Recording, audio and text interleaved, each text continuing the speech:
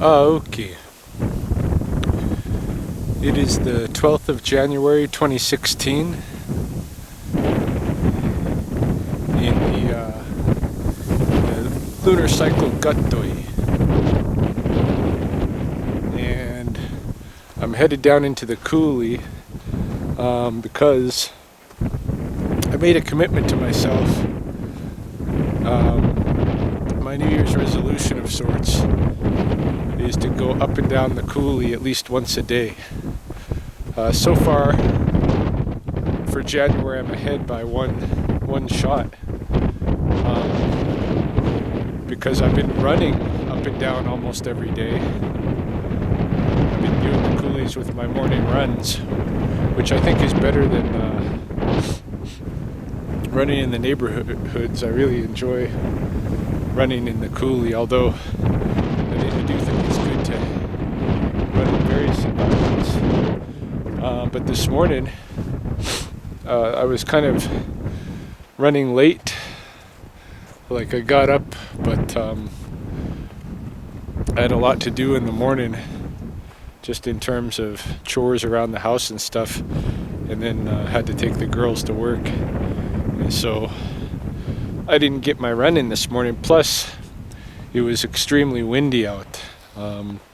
We're getting the Chinook, which in Blackfoot is called Siksopo.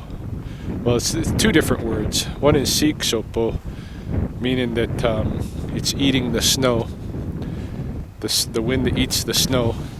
The other one is Gobisopo, which means it's the broth that kind of makes everything, or the wind that makes everything brothy, warm and wet. And sure enough, it has melted a lot of snow today. So walking down this evening, I've got to be very careful not to fall down, because the paths that people have been, walking on the snow in the paths. Now, this after the Chinook wind all day, these trails where the people have been walking on the snow have turned to just hard-packed ice. And so I'm basically walking on a trail of lumpy ice, downhill, and it provides a different kind of exercise for the feet and the legs and the muscles and stuff. You don't always have to be moving fast to be getting good training. Whoa, almost fell right there. Just practicing to stay balanced on such a slick surface as this, to stay on one's feet is challenge enough. So anyway, on my run yesterday down here, I came across a really nice big pheasant tail feather on the path in the forest main by the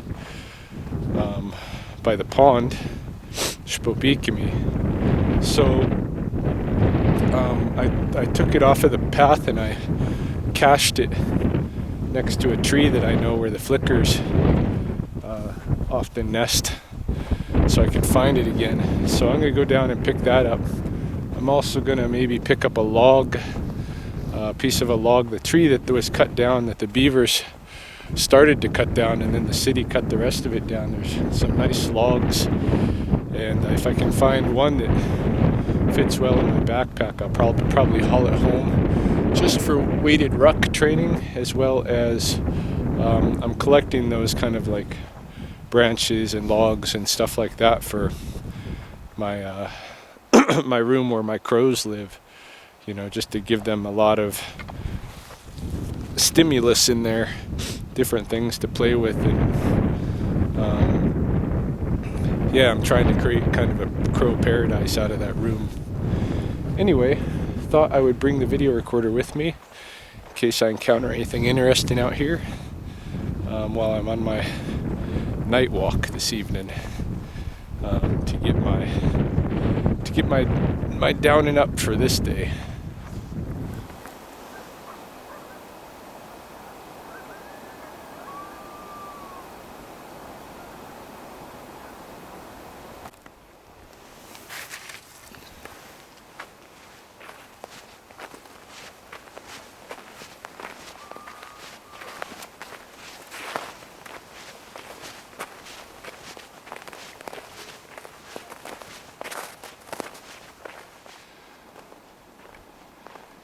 Yeah, I'm hearing a pack of coyotes a little ways up ahead.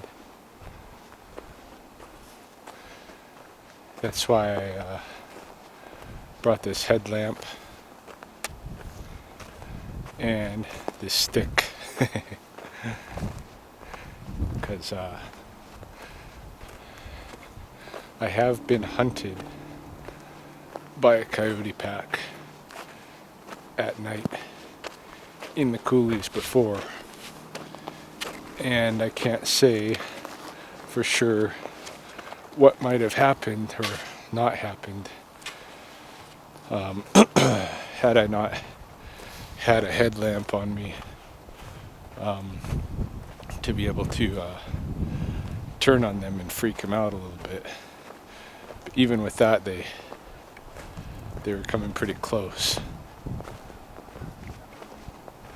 You know, during the day, we humans pretty much own the day out here. Coyotes won't mess with us during the day. They might trail us unseen if they smell that we have food, but they're not gonna try to hunt us. Nighttime, though, is a different story, especially in winter. You get a whole pack of wild dogs that are almost as big as wolves. Our coyotes are pretty big out here, and it's winter, and they're hungry. They don't have as much access to food as they do in summer, and desperate times call for desperate measures. So always got to keep that in mind. Night walking, I do in these coulees.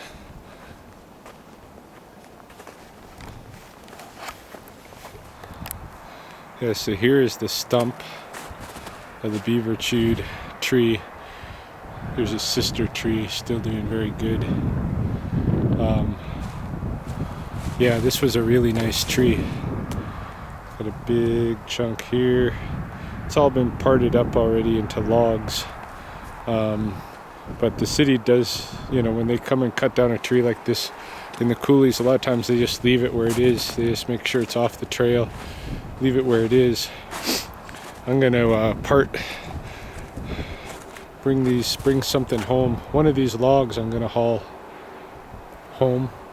And then they got lots of big branches too. I brought one branch, hauled one branch, but I don't know, 2 weeks ago, a week ago. Yeah, see, there's more of the branches.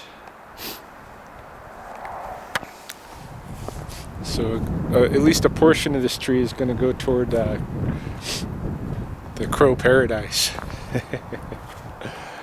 Yeah. Just out here, close to Highway 3, there's an overpass right over here, which is the lights you can see. And then out this way is the lights you can see way out there. It's, I think, from the university. Several kilometers down or upriver. I think I'm coming up to the tree where I stashed that feather the other day.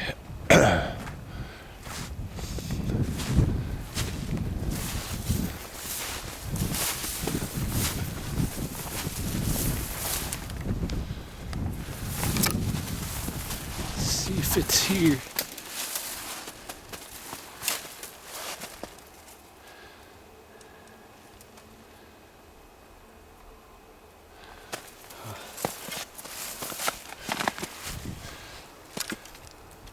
There it is. That's the feather. Right on.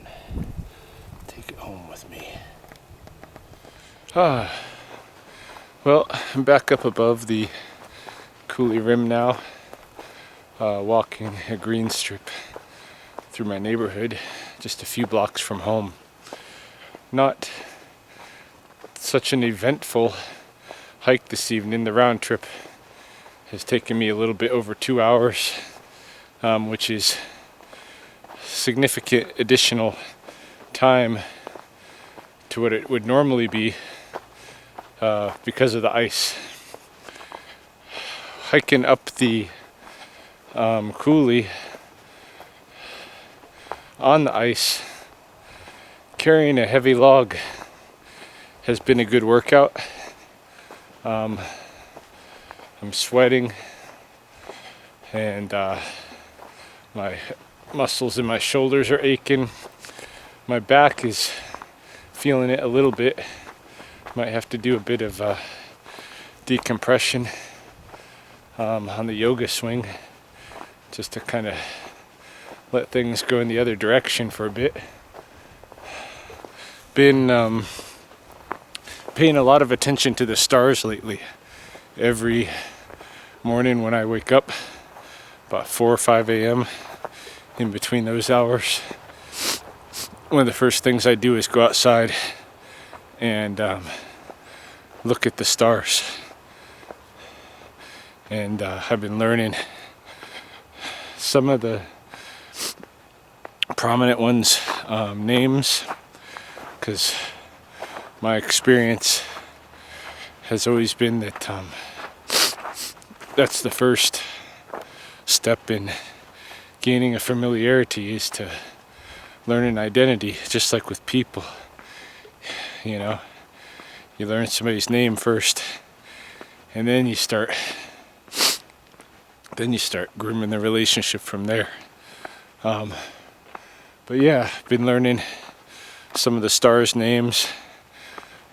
In the Blackfoot tradition, a lot of the star knowledge has been lost. I've seen some old weathers dancers' robes from turn of the century, and there's a lot of constellations on those robes, represented on those robes, that don't really know today Blackfoot names for. What we do got is basically Venus, Jupiter, Mars, the Gemini twins, Orion, the Big Dipper, Pleiades, the North Star, Polaris. All of these have Blackfoot names and stories associated with them. So, you know, if I want to get familiar with the stars, I'm going to have to go ahead in this case and concentrate on learning the English names, all the things that what the astronomers would call them. But yeah, I just figure it's another part of my environment, something important to learn. So this evening, as I've been walking around, a couple of times I've stopped to look at the stars and remind myself of some new identities, like the Auriga constellation near Gemini, and its two most brilliant stars, Capella, and I think the other one's Nesh. And then, of course, the two distinctive stars of Canis Major, whose individual names I haven't met or haven't learned yet. They were very visible this evening. Again, near to the Gemini twins. But yeah, some of that learning. Man, there's a lot to learn about the environment. And really, we don't pay a lot of attention to it, but we don't just have a terrestrial ecology. We're also part of a a solar systemic ecology. We're also part of a galaxy and universal ecologies.